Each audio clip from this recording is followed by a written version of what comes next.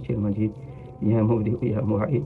يا فعال لما يريد يا ذا العزة الذي لا ترى ملك الذي لا يضام يمن على نور يكان عرشه يا مغيث وغثنا يا مغيث وغثنا إنك على كل شيء قدير ولقد نصركم الله ببدر وأنتم أذلة یا اللہ یا رحمان یا رحیم یا ذا الجلال والاکرام یا حنان یا منان، ہم تیرا شکر ادا کرتے ہیں یا اللہ تو نے اس مقام پر آنا نصیب فرمایا جہاں تیرے پیارے نبی صلی اللہ علیہ وسلم نے پوری رات تیری بارگاہ میں دعا کی یا اللہ یا اللہ یا رحمان یا رحیم، اور پھر تو نے صبح کے وقت میں خوشخبری سنائی جبریل علیہ الصلوۃ والسلام کے طفیل، اور پیارے نبی صلی اللہ علیہ وسلم نے سیدنا ابوبکر صدیق رضی اللہ تعالیٰ عنہ کو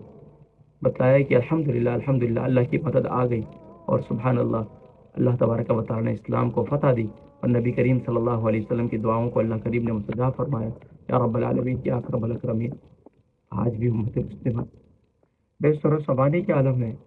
یا اللہ اتنے اسلامی ممالک ہیں، مسلمانوں کے کوئی حال نہیں ہے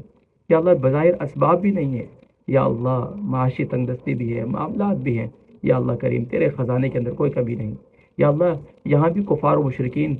پورے جنگی ساز و سامان سے لیس تھے، ان کے پاس تمام اسباب تھے یا اللہ، آج بھی ان کے پاس سب کچھ اسباب ہیں، مسلمان بے سر و سامانی کے عالم میں ہیں یا اللہ، لیبیا میں، افغانستان میں، کشمیر میں یا اللہ کریم، پوری دنیا کے اندر مسلمان اس وقت جو ہے بے سر و سامانی کے عالم میں ہیں، وطن عزیز پاکستان میں یا اللہ معاشی تنگ دستی ہے یا اللہ کریم، یا اللہ کریم، اسلام کو، اسلام کے ماننے والوں کو فتح و نصرت سے